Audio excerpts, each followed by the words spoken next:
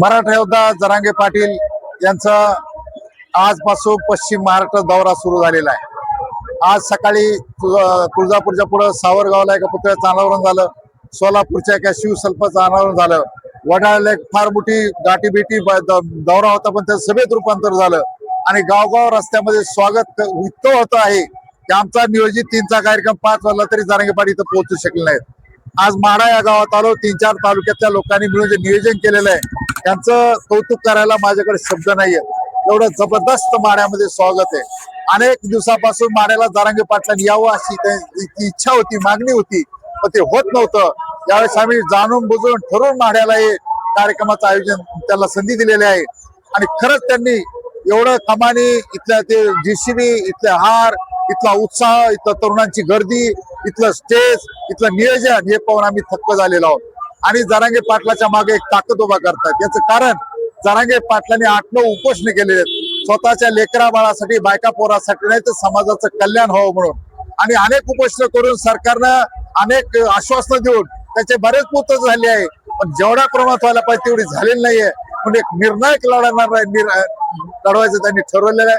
29 ऑगस्टला जरांगे पाटील उपोषणाला अंतरवालीला बसणार आहेत आणि त्या निमित्तानं समाजाशी संवाद साधून चर्चा करून पुढे काय निर्णय घ्यायचा यासाठी जरांगे पाटील इथं येत आहेत आणि त्यामुळं आपण सर्व पत्रकारांना माझी विनंती आहे, आपणही जरांगे पाटील लोकांच्या घराघरापर्यंत पोहोचले, त्याबद्दल तुमचं आभार मानायला आमच्याकडे शब्द नाही आहेत। आजच्याही या संवाद बैठकीचं, मेळाव्याचं, या प्रत्यक्ष गाठीभेटीचं तुम्ही या सगळं चॅनलच्या मार्फत समाजापर्यंत पोहोचावं अशा प्रकारची विनंती करतो आणि आपल्या चॅनलच्या माध्यमातून विनंती करतो, 29 ऑगस्टला आपण सर्वांनी जरांगे पाटलाच्या मागे शक्तीनिशी उभा राहण्यासाठी, अंतरावलीला त्यांच्या उपोषणाला साथ देण्यासाठी उपस्थित राहावं अशा प्रकारचं आवाहन करतो। दादा, खरं तर आता पाहिलं तर मंत्रिमंडळाचे काही नेते जरांगे पाटील यांच्यावर बोलताना दिसून येत आहेत, याविषयी काय सांगाल? म्हणजे विरोधात बोलताय का? हो, नाही, अबा सत्ताधाऱ्याचं कसं असतं, आपण मुख्यमंत्र्यांजवळ आहोत त्यांच्या बाजूने दाखवायसाठी चमचेगिरीचा प्रकार असतो,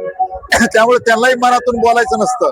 पण जे बी जरांगे पाटलाच्या विरोधात बोलतील त्यांचं राजकारण धोक्यात 100% येणार याची मला 100% खात्री आहे। जरांगे पाटील यांनी आतापर्यंत जे उपोषण केले, आंदोलन केले, त्या वेळेस सरकारने फक्त आश्वासनं दिली आणि आता जे मराठा कुणबी जे दाखले आहेत ते माघारी घेतले जात आहेत, या संदर्भात आता काय सांगाल? तेच आता काल 4 जिल्हा परिषद सदस्य, नगरपालिका सदस्य परवा जरांगे पाटील सविस्तर पत्रकार परिषद घेतलेले आणि यासाठी जरांगे पाटील रस्त्यावर उतरलेले आहेत। म्हणजे एका बाजूला आश्वासन द्यायचं, दुसऱ्या बाजूला पूर्तता करायची नाही, काहीतरी पुन्हा द्यायचं आहे, दिलं तर काढून घ्यायचं, या सगळ्याचा सोक्ष जरांगे पाटील करणार आहेत आणि त्याच्यावरच जरांगे पाटील भाष्य करणार आहेत। त्याच्यावर मी बोलणार नाही, की स्वतः त्याचं उत्तर इथं या सभेमध्ये, या बैठकीमध्ये देणार आहे। दादा, जर पाहिलं तर पश्चिम महाराष्ट्रात मराठा आंदोलनासाठी एक मोठा वाटा आहे आणि मोठा पाठिंबा प्रत्येक वेळेस मिळून दिसून येतो।